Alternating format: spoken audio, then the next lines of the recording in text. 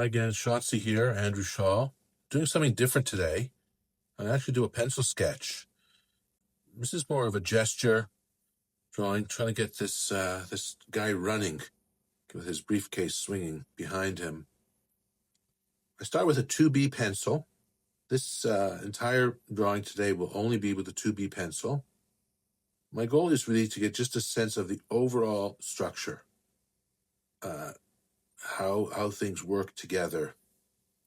I move kind of quite slowly on these kinds of drawings and trying to stay very, very light and trying to capture the whole gesture.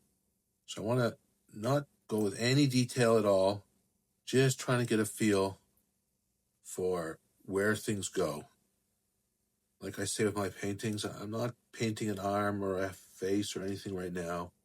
I'm painting where the arm goes and where the face goes. I'm using a fair bit of line. Because it's a gesture, I really want to capture the motion, the movement, and the dynamic between the various parts of the body.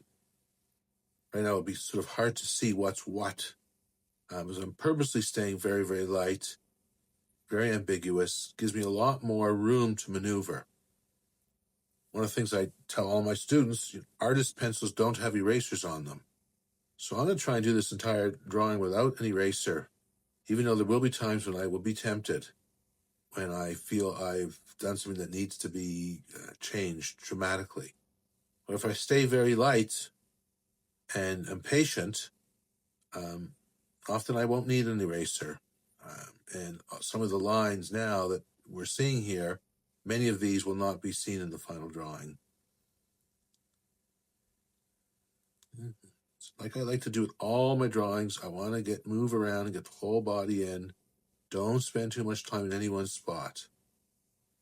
And getting some of these, there's a foreshortened leg there that's kind of kicking forward where he's running. There's his suit jacket.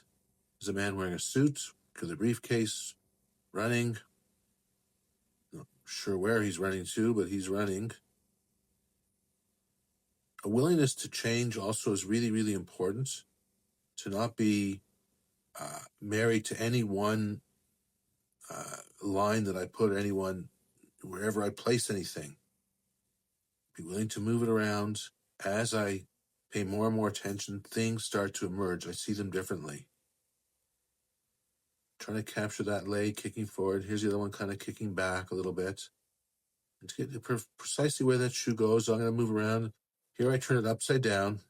It's sort of a standard trick to help me see things differently, and especially get out of the left side of my brain that has concepts and ideas of what a person looks like and what a running person would look like.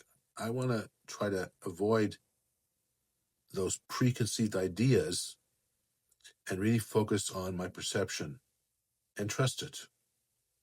And knowing that sometimes my perception actually violates my preconceived ideas.